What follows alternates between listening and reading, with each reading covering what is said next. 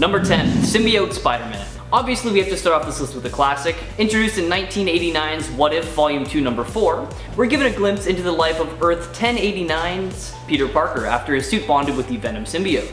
In this reality, the symbiote couldn't be removed from Peter Parker even though the Fantastic Four and other heroes tried using a combination of magic and science. It ended up taking over Peter's mind and body, feeding off his adrenaline, causing him to age at a very rapid rate. Once his body couldn't sustain the symbiote any longer, it used him to possess superheroes like Hulk and even caused the death of a few others.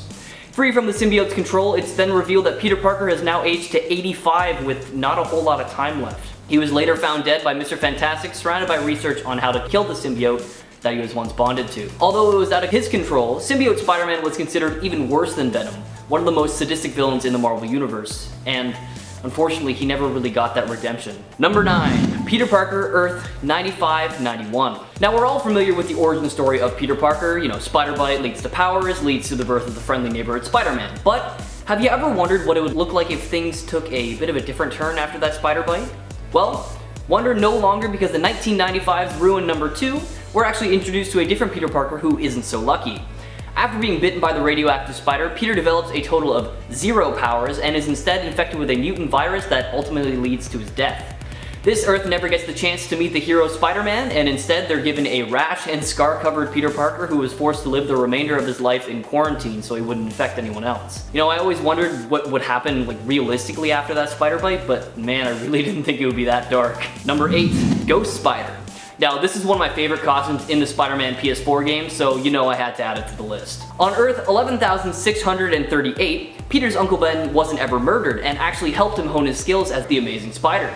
Despite this, he doesn't always use his abilities and intellect for good, and thanks to the resources from his lab, Parker Technologies, the Amazing Spider found a way to bring over other Spider-Men from different universes and absorb their powers. After bringing Earth 616 Peter Parker into his universe, the Spider is convinced by him that what he's been doing isn't heroic at all.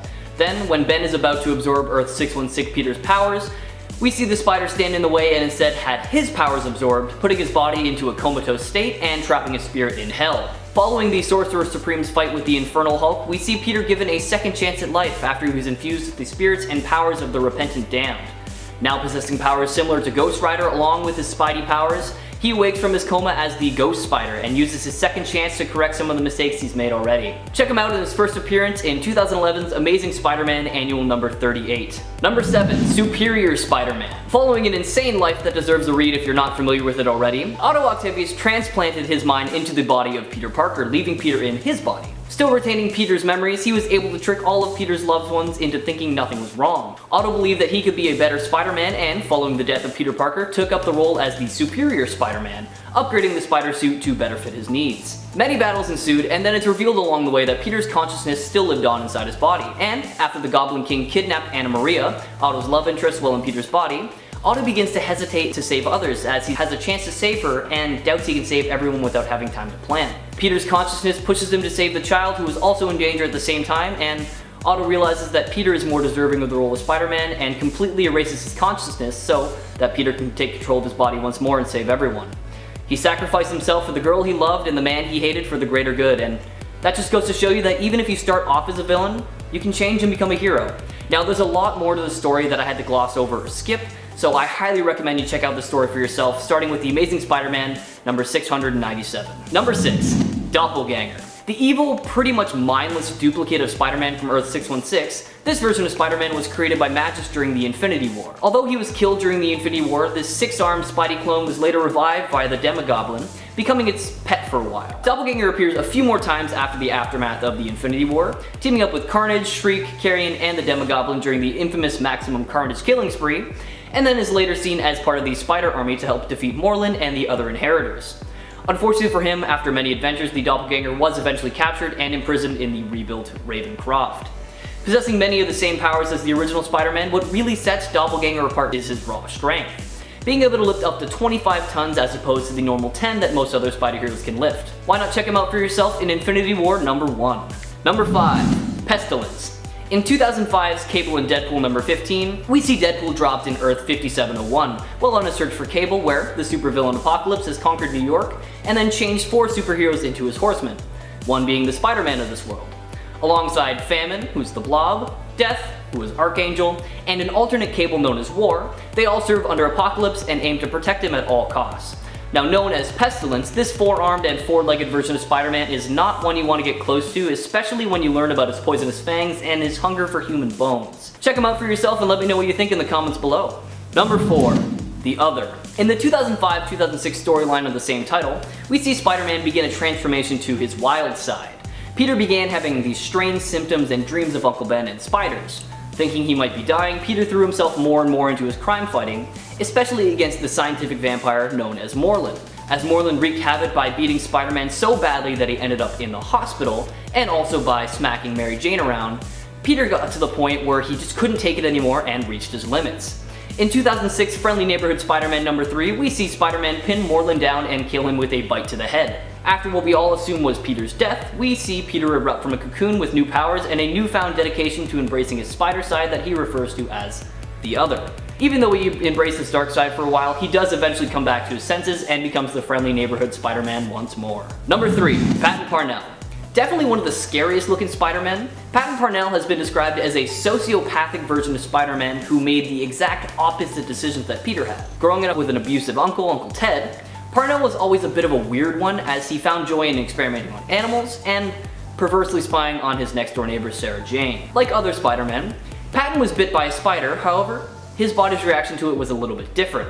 Instead of turning into a superhero, he actually gained the ability to turn into a spider-like monster and started to seek revenge on those who had treated him poorly, starting with his uncle. He eventually leads Sarah Jane to his house and reveals his new form to her, and needless to say, she was terrified and not at all impressed. And then after a bite to the neck, the next morning we see hundreds of baby spiders coming out of Sarah Jane's neck. Thankfully, Parnell doesn't stick around for too long, as just after 3 days of having his power, he is drained of all his life force by Morlun. Check out this twisted story in 2014's Edge of Spider-Verse number 4. Number 2. The Spider. Showcased in the Exile series, we're introduced to one of the darkest Spider-Men to date. On Earth 15, Peter Parker was a sociopathic mass murderer who was sentenced to 67 consecutive life sentences and merged with the Carnage symbiote before being recruited by the Timebreakers into the Weapon X team. Using none of his powers for good, the Spider joined the other members of the team to try to conquer the Earth instead of actually helping them, finding nothing but joy in killing and torturing. It took a blast from Firestar to end his reign of terror alongside the other rebels. What makes this version of Spider-Man so terrifying is that he's one of the few Spideys who actually keeps the symbiote his entire career. With the symbiote's powers combined with Peter's evil rage, this puts the Spider at the same power level as Carnage at his strongest point, making him a truly frightening foe. Why not check him out for yourself in 2002's Exiles number 12 so you can see just how truly merciless this killer is. Number 1. Zombie Spider-Man. Now, not a whole lot is known about Earth 2149 Peter Parker's life before the zombie apocalypse, but it's presumed that it was similar to his 616 counterpart. On his search for the Necronomicon, the presumed source of the zombie infection, Peter ends up getting bit by Colonel America, who is a zombie at the time, and becomes infected. With his mind still relatively human, he hurries home to try and get his Aunt May and Mary Jane to safety. However, with the virus spreading quickly through his body, he winds up killing and eating them both. Alongside the other superpowered zombies, they ate almost all life on Earth until they ate Galactus, which granted them all the powers of the Power Cosmic, which they used to travel the universe, eating other worlds in their endless search for more food. After 40 years of eating worlds, they finally returned to Earth, still hungry to find Reed Richards' dimensional portal so they could finally continue their quest. However, Spidey noticed that his hunger was completely gone.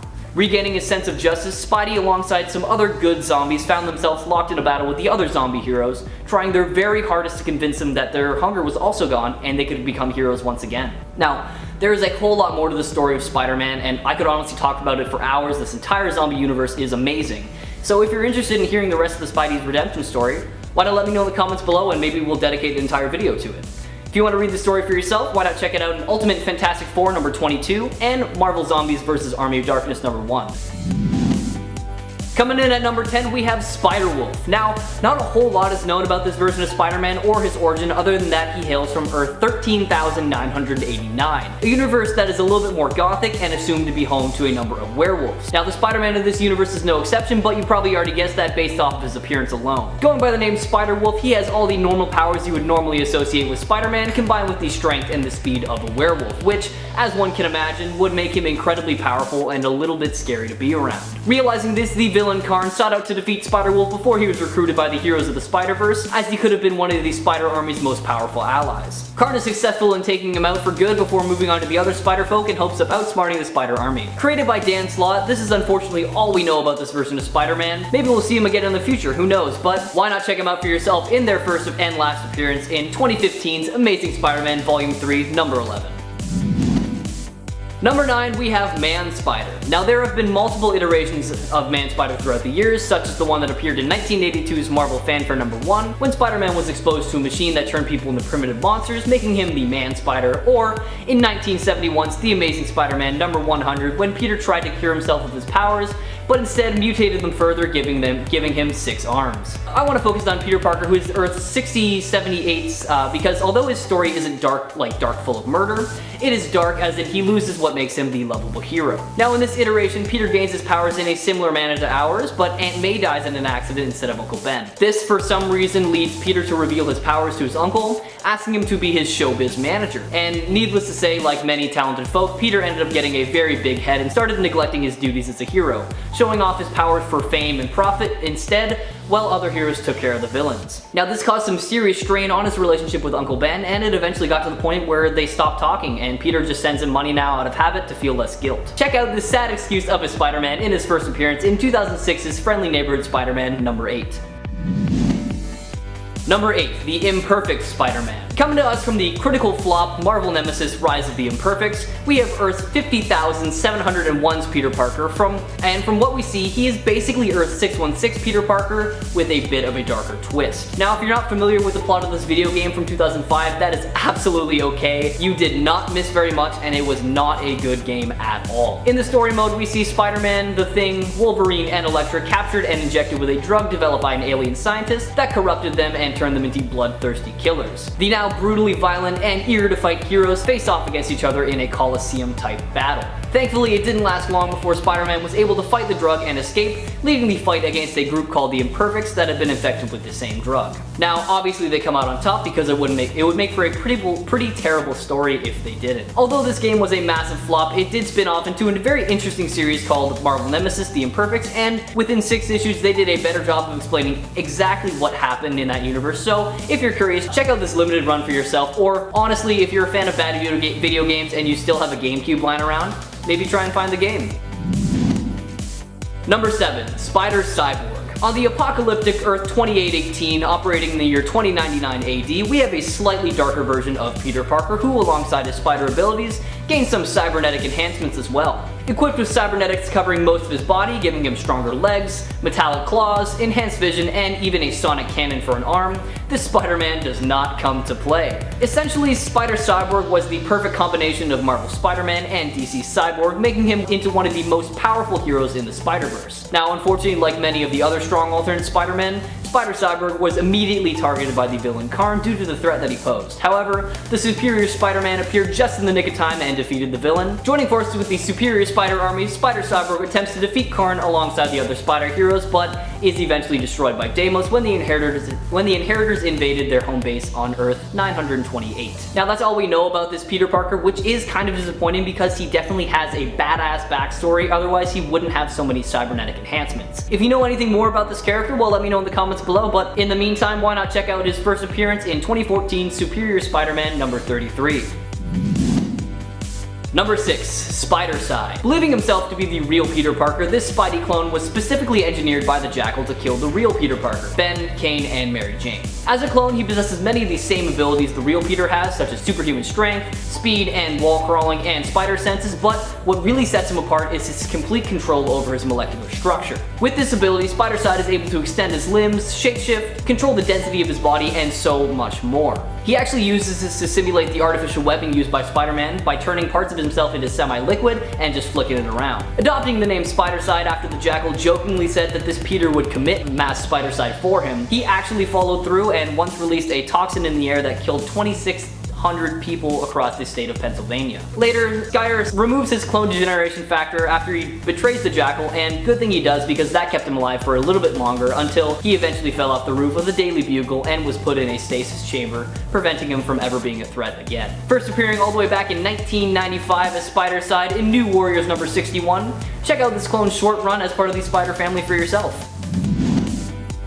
Number 5, Peter Parker, Earth 70,237. Many years into the future, we get a glimpse into the life of a retired Spider-Man who now spends his days working in a flower shop. MJ has already passed away due to radioactivity from what I guess I'll refer to as Peter's lovin'. You probably all know what I'm talking about, and there are actually no more heroes or villains around as a new merciless police force known as the Rain control the city. J. Jonah Jameson of all people is actually the one to convince Peter to take up the mantle of Spider-Man once again to free the city from the Rain. However, this has proven to be a very difficult task, as Mayor Waters does whatever he can to stand in his way. Facing off against the elderly Sinister Six, Peter learns to conquer his demons and truly begins his triumphant return as the friendly webhead. As he is a bit older than most Spider-Men, his reflexes are a little bit rusty and he is more vulnerable to attacks despite having his superhuman durability. After an all-out battle with Rain and Venom, who turned out to be Mayor Waters' assistant, Peter comes out victorious and the world goes back to the way it should be, full of heroes and villains. This version of Peter doesn't get to enjoy the return of heroes for long as he is murdered by Deimos, having his head crushed by Mary Jane's tombstone. If you're interested, check out this alternate Spider-Man in 2007's Spider-Man Reign number 1.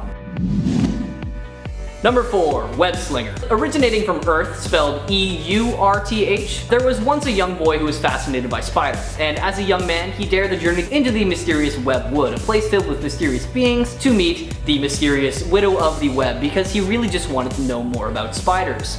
Impressed by him, she used her magical abilities to give him all the powers of the Spider Kingdom with one condition attached. He could never use the powers for his own interest. Now, these powers weren't really too much to write home about considering spiders don't have too much going on for them. He really just gained extra limbs and web generating abilities. Not long after, his uncle was in trouble and the boy ended up using his powers to save him, which really angered the widow, causing her to curse the boy. From that day forward, he lived out his life as a monstrous looking spider-human hybrid. Deciding to isolate himself from society, the boy took up the name Web-SLINGER and became the guardian of Webwood. However, despite all the good he does as Web-SLINGER, he is still seen as no better than the criminals he fights due to his monstrous appearance. Give his story a read for yourself in 2000's Avatar: Covenant of the Shield number 2.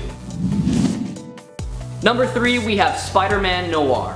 Raised by his Aunt May and Uncle Ben during the Great Depression, this Peter was raised to believe that good could triumph over evil no matter what. Now, gaining his powers after an antique spider statue breaks open and he is bit by a horde of spiders, he awakens the next day with these arachnid-like abilities, such as being able to shoot organic webs from his wrists, spider senses, and of course the signature superhuman abilities of every Spider-Man. Equipped with the signature Spider-Man Noir suit modeled after his uncle's World War I airman uniform, Peter stealthily moves about in the shadows, taking down baddies with his spider powers and revolvers. This Peter is pretty interesting because in the beginning of his career, he seemed to have no problem killing villains, killing the Vulture before he could murder his Aunt May.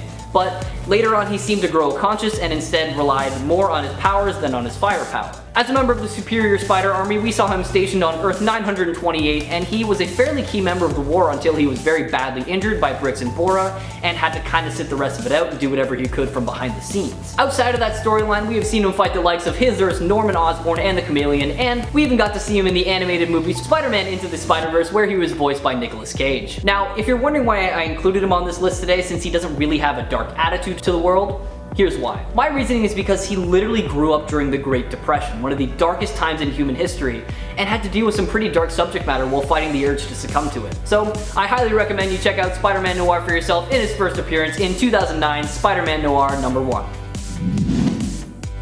Coming in at number 2, we have Last Stand Spider-Man. Now, this version of Spider-Man is a possible future Peter Parker that we get to see thanks to Madam Web. In this future, Peter kills Kraven the Hunter to avenge the deaths of Kane and Maddie Franklin, and this sort of flips some switch in Peter because from that point on, he was much darker and deadlier. Adopting a new costume and title as an anti-hero, this version of Spider-Man is kicked out of the Avengers for good and winds up hurting his loved ones so badly, leaving him all alone with no one to worry about. All of his quote-unquote heroic deeds do eventually catch the attention of the police, and he goes on the run as a fugitive. Years later, as an old man, Peter visited his Aunt May May's grave, aware that his younger self was actually hiding in the shadows watching his every move. Peter was confronted by the NYPD, and though he was given the choice to surrender and admit to his crimes, he refused and fought against them until he was shot down and killed. Now, I know we've talked about darker versions of Peter that are okay with killing and whatnot, but what sets Last Stand apart is that he seems he eventually realized what he was doing was probably not the best, and he felt the only way to atone for his sins was to actually die. Now, I highly recommend you check the story out for yourself because it is a great read, so head on over to 2003's Amazing Spider-Man Volume 2, number 58. And finally, number 1, we have Peter Parker, Earth 8351. Known as Assassin Spider-Man, this universe's Peter Parker becomes an assassin working alongside Wolverine. Leaving basically all aspects of his old life behind, including his longtime girlfriend Mary Jane, this Spider-Man is the complete inverse of his 616 counterpart. We later find out during the events of Edge of the Spider-Verse that Peter left his old life behind to protect his loved ones, as he states that with great power comes great responsibility and even greater enemies. Shown to be always serious, lacking his signature quips and jokey demeanor in battle, likely because he has no problem coping with the situation like his mainstream counterpart, this Spidey has shown no qualms about killing and does whatever it takes to get the job done. Now this is likely due to his friendship with Wolverine, having adapted to his personality to better fit their job style. Having received formal training to hone his skills, this Peter possesses highly refined versions of the Spidey powers we all know and love. The most impressive being his spider senses, which is honed so much that he just seems to know things, even to the point that he knows what's going on before his opponent could think about it. So, beating him is nearly impossible to do thanks to this precognition.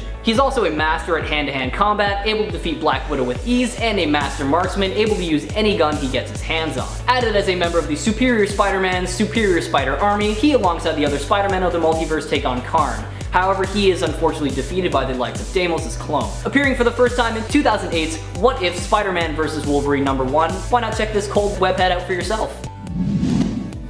Number 10, Spider-Man Earth 10,011. Starting off with a pretty dark one hailing from the Cancerverse. Now, what is the Cancerverse, you ask? Well, on Earth 10,011, life finally defeated death, and for some reason with such a surplus of life, being fueled by the many angled ones, this caused every living thing on Earth to be corrupted and basically turned into living corpses that will do their bidding. Now, it's a really interesting story, so check it out for yourself in 2010's Realm of Kings number 1, but anyways, let's get back to the Spider-Man. She is one of the grotesque creatures we see go head to head with the Cosmic Avengers, while when they attack Sanctuary 2. Now, we don't get to know her for very long since she is beaten to death by Ronan the Accuser shortly after her introduction, but from what we can see, I can understand why you wouldn't want her around for too long. Possessing all of the proportionate powers of a spider, such as enhanced strength, speed, stamina, and reflexes, this Spider-Man also possesses spider-like fangs, arms, and a lower half, which they bring to the table, basically making them the spider equivalent of a centaur. So yeah, I really wouldn't want that charging at me at full speed. Check her out for yourself in her first and last appearance in 2010's Thanos Imperative number 4. Number 9, Webman. Now another one-off Spidey variant with not the most clever name in my opinion, but hey, who am I to judge? Webman is basically Spider-Man's evil mirror twin introduced to us when Spider-Man entered a room through a window and started looking at his reflection in a mirror. Now what he didn't realize is that it was actually a one-way mirror, and on the other side was Dr. Doom, who jumped at the chance to use his twin machine to create a copy of Spider-Man. With all the powers of our friendly neighborhood hero, you would assume that this evil clone would be a formidable foe. However, he was created with the opposite traits of Peter, meaning he was actually quite stupid, and was not able to complete the task given to him by Dr. Doom. Realizing this, Doom attempts to create another clone of Peter, but his twin machine is destroyed before he could complete the task, and this led to his arrest. Now it's actually unknown where Webman ended up. He could actually still be out there somewhere, probably trying to find his way out of a wet paper bag or something, I don't know. Either way, why not check out Webman for yourself in his first and supposedly last appearance in 1977's Spidey Super Stories number 25. Number 8, Blood Spider. Alongside Joe Emberlin, aka Jagged Bow, and Timothy Carlskin, aka Death Shield, Michael Bingham was taken under Taskmaster's wing and trained to mimic Spider-Man in order to one day kill him. Although Michael possesses somewhat primitive tech compared to Peter, such as his web shooters that are attached to a backpack-like fluid holder, he is still not someone you want to mess with. Since he was handpicked by the Taskmaster to be Spider-Man's match, he was trained in the fighting style of Spider-Man, and it can be assumed that his powers were a close match to those of Spider-Man himself before he was even picked. Now, not a whole lot is known about how he obtained his powers, but Blood Spider has demonstrated superhuman reflexes and strength in many fights over the years. He's able to smash his fist into a wall without flinching, dodge bullets, and he has the ability to cling to walls like our wise-cracking webhead, but it's not known if that is through artificial or natural means. Created by Jerry Bingham and also named after him, take a look at his character for yourself, starting with his first appearance in 1992's Amazing Spider-Man number 367.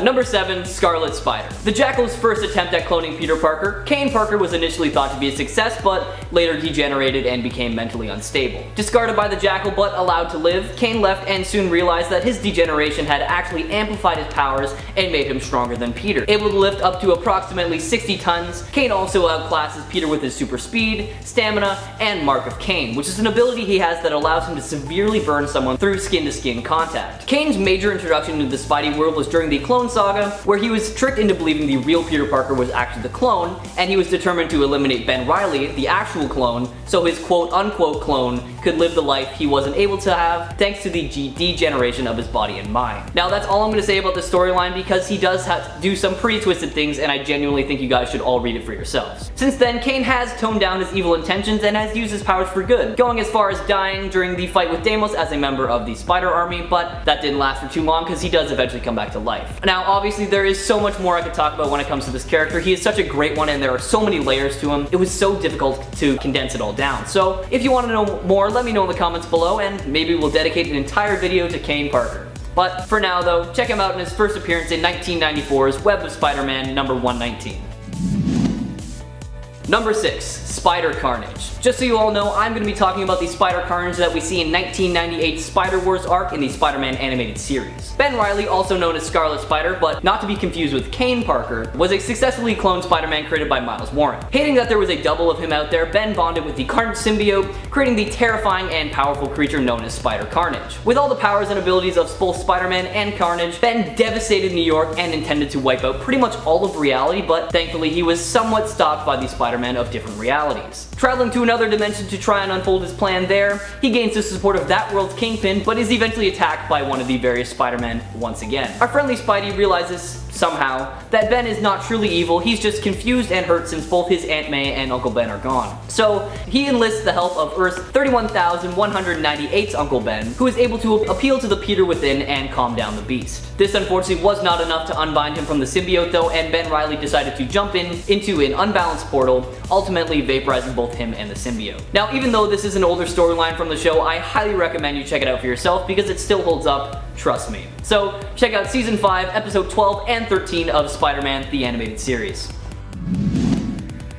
Number 5. Poison. Peter Parker from Earth 70,134 has a similar history to his 616 counterpart up until his second battle with Morlun. And now hanging from a cocoon under the Brooklyn Bridge, he is offered the chance to be reborn by the other. However, he actually rejected the power by ripping off its head and killing it. This was a pretty bad idea because this left his metamorphosis / resurrection incomplete. Lucky for him though, the Venom symbiote sensed this somehow and left Mac Gargan to merge with Peter. Although he fought against the symbiote for months on end, Peter eventually succumbed to it and allowed it to destroy his psyche and completely take over. Believing that his new form was a gift that should be shared, he tried to have it bond with Mary Jane, who obviously refused, and soon after both Wolverine and Luke Cage attempted to take him down, but failed because Poison is way too strong. He literally has all the powers of Peter Parker and Venom. Skip ahead a little bit and we see him try to convince MJ once again to accept his quote-unquote gift, and she says no again for obvious reasons and somehow convinces him to leave. So even though Peter had completely lost himself to the symbiote, he still showed some self-restraint, making him not the worst dark alternate, I guess. Yet another one-off dark Spidey. Check out this Earth's Peter for yourself in 2007's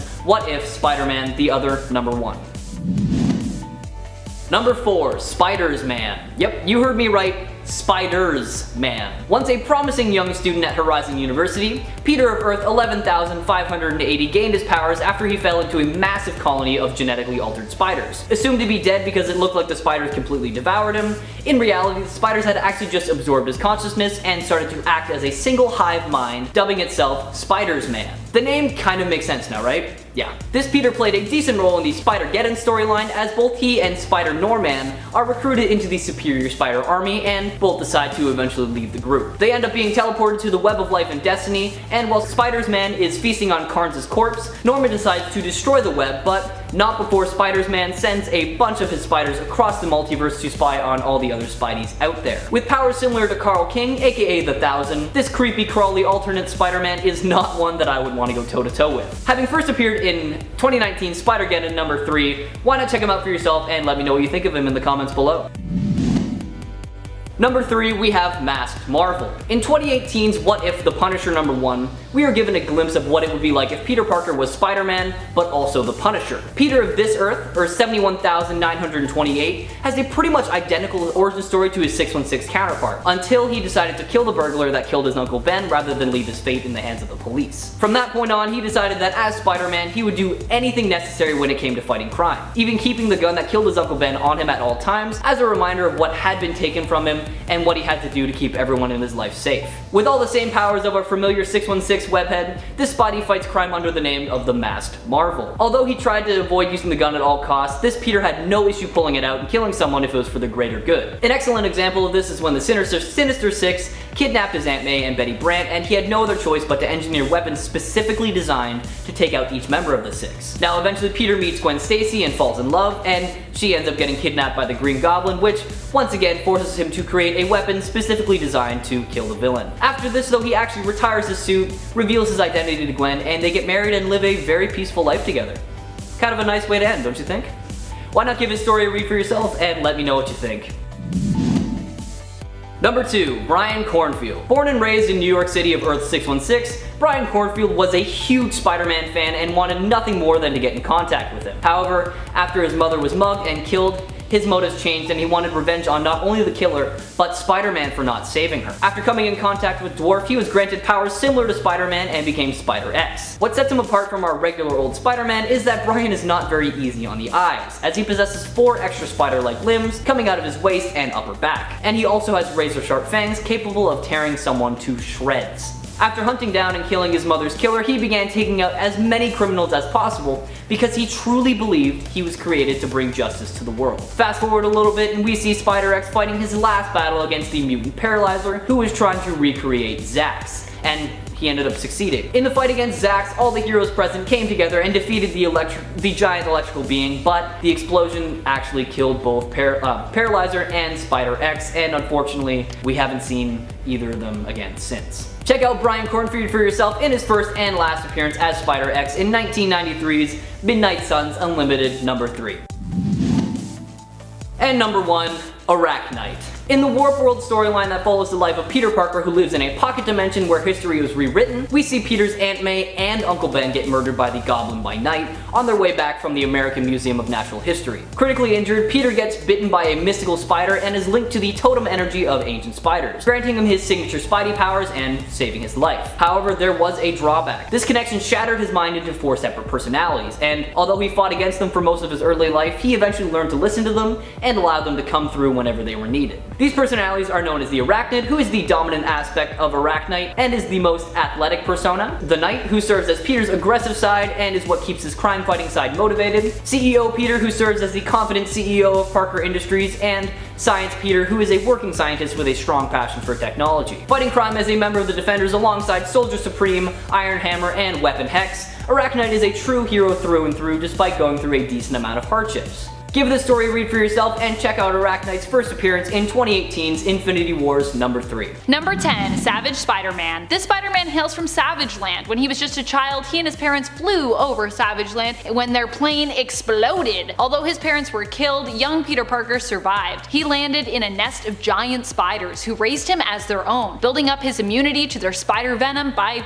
biting him. That's what happened. Peter Parkerman would grow up to become Savage Spider-Man, a guardian of the Savage Land, who would later be recruited to join the multiversal Spider Army in the fight against the Inheritors. Savage Spider-Man has his origins explained and was first introduced in Vault of Spiders issue number 1. Vault of Spiders. Number 9, the other old man Spider-Man. The other one. We've already talked about the senile old Spider-Man who basically goes insane in his old age and is severely depressed due to the city being overrun with corrupt politicians and criminals and due to losing Mary Jane and how that happened or why that happened. But we haven't yet talked about the old, seemingly immortal Spider-Man from Earth 18236. This version of the character is so old he doesn't even remember how long he's lived in the retirement home he now finds himself in. His life was extended after he received a blood transfusion from Deadpool, and in this alternate reality reality, he is confined to a wheelchair while remaining impressively dexterous and strong. The old man Deadpool of this reality ends up in the same retirement home, and the two team up together. I don't know about you, but I think a reality where Spider-Man is forced to team up with Deadpool, possibly forever because he can now live so long, is a pretty dark one, at least from Peter's perspective. You can find this version of Spider-Man and this version of Deadpool in their team-up series, Spider-Man/Deadpool in issue 26. And friends, before we move on to the next spot, just a quick reminder to click like, click, and do the other things too, like comment, subscribe, you know, all the things. Thank you. Number 8. Web-Slinger. The Web-Slinger is an alternate version of Spider-Man who was first introduced in Amazing Spider-Man in 2014 in issue number 9, but we'd later learn more of his origins in Vault of Spiders issue number 1. Here we discover how Patrick O'Hara and his horse Widow got their spider-like abilities. A spider that had become exposed to an elixir bit both of them one day, granting them miraculous abilities. This elixir had been made by Patrick's colleague Dr. Michael Morbius, who made and sold elixirs and participated in a traveling show along with the gunslinger. However, Morbius was transformed into a vampire when he himself consumed the elixir and began to feed on human children. Patrick was forced to confront Morbius, who sacrificed himself in a laboratory explosion, rushing towards it instead of away to make sure that the people would be safe from him forever. Tragic. Number 7. Mayhem. Mayhem is an alternate version of another alternate version of Spider-Man. It's a lot of alternates on alternates. The alternate version they're an alternate of is Spider-Girl of the Earth 982 reality, aka MC2. Mayhem is April Parker, the clone of May Parker, Spider-Man and Mary Jane's daughter. April was initially antagonistic when she awoke from her stasis, but was soon after brought around to the side of good, and even integrated into the Parker family, becoming like a sister to May and taking the name April. At school, May explained their identical appearance by saying April was her cousin. However, April would eventually turn to the dark side once more, taking up the mantle Mayhem, after becoming jealous of May. April believed there could only be one Spider-Girl woman, Spider-Woman. Number 6. Spiders-Man, Earth X. Spiders-Man of Earth X is different from the Spiders-Man we talked about in part 3 of this series, who hailed from the Earth 11580. Spiders-Man of Earth X, or the reality of Earth 9997, is a villain who ended up joining the Skull, and used his abilities to torment the Skull's prisoners. We don't know what his life was like before, we merely know that a mutation likely caused him to turn into a lizard-like being whose skin looks similar to the pattern of Spider-Man's suit. He has illusion casting powers which allow him to cast energy webs that cause very realistic illusions, making his victims relive the most tragic moment of their lives. Number 5. Ultimatum. Miles Morales of Earth 1610 has not been integrated into the 616 world, and because of that and because of his awesomeness, we often associate him with the main continuity, but he isn't the actual Miles of Earth 616. We have one of those, as a matter of fact, who is in fact not a hero, but instead a criminal who once worked for the Kingpin. He ended up being sent to the reality of Earth 1610, but made his way back to Earth 616 eventually. Returning, he now had knowledge of the lives people had lived in 1610 before the world was reformed as Battle World, and then was later deconstructed and returned to normal by Reed Richards. His plan was to get rid of Miles and his family, sending them back to their home reality. However, it didn't really work out when he put it into action. Still, Ultimatum could be waiting for the right moment to strike again, and also boasts of having the immensely powerful Green Goblin of Earth 1610 at his beck and call, who also came along with him to Earth 616. Number 4. The Lizard. The Lizard was originally Peter Parker in the reality of Earth 65. Peter was a friend of Gwen's and wanted nothing more than to be just like his favorite hero, Spider-Woman. He worked on a serum that would help him to become like her and also help him to stand up to the students who mistreated him, which Gwen often did for Peter whenever she noticed that he was being teased. Unfortunately, the serum did not work as Peter expected and turned him into the monster and villain known as the Lizard. A monster which Gwen, as Spider-Woman, was forced to kill, only to find out after that all along it had been her friend Peter, who'd simply turned himself into the Lizard in the first place because he wanted to be like her. Oh my goodness. It's a pretty tragic story just all around. For Gwen, for Peter, ugh. Number 3. Venom. This version of Spider-Man comes to us from what we're referring to temporarily as Earth 848. That's a temporal reality number though, so don't get too attached to it because it's probably gonna change. As implied by the name of this point, he is from the What If inspired series Spider-Man Spider's Shadow, where we imagine what would have happened if Peter hadn't decided to part ways with the symbiotic black suit we've come to know as Venom, but instead decided to stay bonded to it, basically becoming Venom. Here, Spider-Man becomes a merciless anti-hero slash villain who kills his enemies, and the Sinister Six must band together in order to try and survive. Well, a version of the Sinister Six at least. He also sports a pretty sweet beard here. Beards make you dark and edgy, right? I don't know, I've never had one, so let me know. Number 2. Black Suit Mr. Fantastic. If you thought Peter Parker keeping the black suit was a bad idea, wait till you see who else gets their hands on it on Earth TRN-848 in Spider-Man Spider's Shadow. None other than Mr. Fantastic of the Fantastic Four. Well, he isn't really intending to get his hands on it, it's more like it gets its tendrils on him after blaming Reed for causing Peter to leave it. The black symbiote suit then forcefully bonds to Reed and takes control of his brilliant mind, using it to extract its own offspring. So it's likely only going to get a lot more dark in this series before it gets any brighter. If it gets any brighter. I guess we'll see what Chip Zdarsky has in store for us. Number 1. Carnage. While we might know Aunt May's alternate spider totem persona as a hero, the one who hails from the reality of Earth 3123, Spider-Man, she also has her own dark spider alternate. We meet this version of May Riley who goes by the mantle Carnage in Spider-Verse issue number 2 out of 2019. Here Spider-Man finds herself attacked by her dark alternate, Carnage, who comes through a portal into Mam's reality, and hails herself from Earth 20143. This version of Aunt May is instead bonded with the Carnage symbiote and believes firmly in spreading chaos and death throughout the multiverse. It takes May working in tandem with all her good counterparts across the multiverse to fight back this villainous version of herself, an alternate Spider-Person. Who do you think is the darkest alternate version of Spider-Man? What alternate Spider-Man story is your favorite? If you could see any alternate Spider-Person get their own dark, evil alternate, who would you like to see that happen to? Let us know in the comments below. Personally would love like a Spider-Punk dark alternate, that would be pretty cool. And now it is time to turn to some comments from one of our latest videos, Top 10 Superheroes You Didn't Know Were Bisexual. Raven Coyote Stories comments, Deadpool actually makes out with non-humanoid beings, blobs, strange tentacle beasts, etc. This is true, he also once married an alien that kinda looked like